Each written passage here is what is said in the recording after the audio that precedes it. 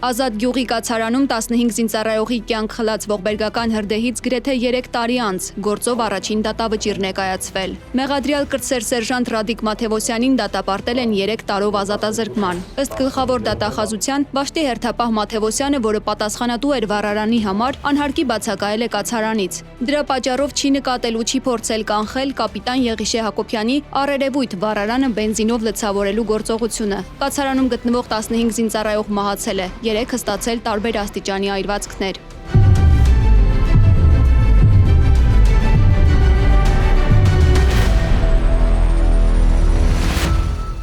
Սա Հայաստանի զինված ուժերի պատմության մեջ ոչ մարտական զոհերի ամենամեծ ողբերգական միջադեպերից է։ Մահացած զինծառայողների ծնողները սակայն դժգոհում են դատարանի որոշումից։ Զոհված Հայկ Կիրակոսյանի հայրը լրատվամիջոցներից մեկի հետ զրույցում նշել է, որ դատախազը կրտսեր սերժանտի համար պահանջել էր 5 տարվա ազատազրկում, եւ իրենց համար անհասկանալի է, թե ինչու է դատավորը նման որոշում կայացրել։ Եթե մենք հավատանք պաշտոնական վարկածին, ապա համար մեկ մեղավորը Ռադիկն է, որովհետև եթե ինքը լիներ այնտեղ, որտեղ պետք է լիներ, վառարանի կողքին, վառարանը չէր հանգչի, Եղիշեն էլ չէր բերի բենզին լցներ ու հրդեհ չէր լինի։ Ես չեմ ուզում ոչ մի երիտասարդ տղա բանտ ընկնի, բայց այն, որ նրանք մեր տղաների արյունն ուրանալով առաջ են տանում պաշտոնական վարկածը, ինձ համար անընդունելի է։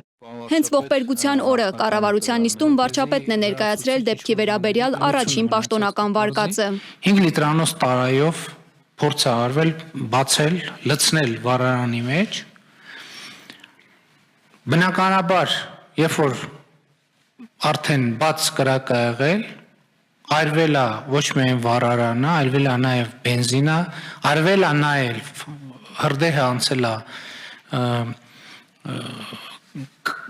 վառարանը վառել փորձող սպային, որից հետո էլի նախնական տվյալներով Սպես ինքնապաշտպանական բնազդից ելնելով այդ 5 լիտրանոց բենզինը շպրտվել է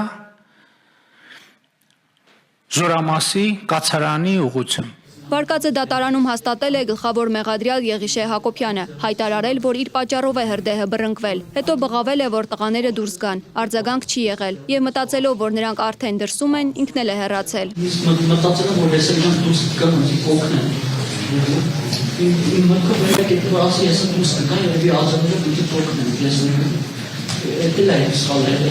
մտքով ուզեցել եմ նրանք բաժան անցնեն։ Ուժող կողմի փաստաբան Նորիկ Նորիկյանն ասում է, վաղուց են պաշտոնական վարկածի վերաբերյալ անվստահություն հայտնել եւ բազմաթիվ հարցեր դեռ անպատասխան են։ Սկզբանը ինչպես է հատկացրել այդ բնակարանը, ով է համար դրան պատասխանատուն եղել, ինչպես է իրականացվել զինվորական ծառայությունը այդտեղ։ Մենք բազմաթիվ հարցեր ենք իրականացրել ԱԱԾ-ից սկսած, թե արդյոք այդ գործով մեղադրյալը այս կամ այն ազդեցության տակ չի եղել, արդյոք հիմա կաշկանդված չէ, արդյոք վիճաբանություն ծես, բռնություն չի կիրառվել մեկը մյուսի նկատմամբ։ Այս հարցերի պատասխանները ցավոքսած չի տրվել։ Դեպքից անմիջապես հետո պաշտոնան կենարվել երկրորդ բանակային կորպուսի հրամանատար Վահրամ Գրիգորյանն ու եւս 7 բարձրաստիճան զինվորականներ։ Ըստ Փաշինյանի, դրան պետք է հաջորդեին շատ լուրջ հետևանքներ բոլոր պատասխանատուների համար։ Թեև մոտ 3 տարի առաջ թվում էր հստակ գիտեն ինչ է կատարվել, գործը սակայն շարունակ ձգձգվում է։ Մոտարապես 60-ից ավել անձինք են դատակոչված այս գործում, տուժողներ, վկաներ։ Մենք հիմա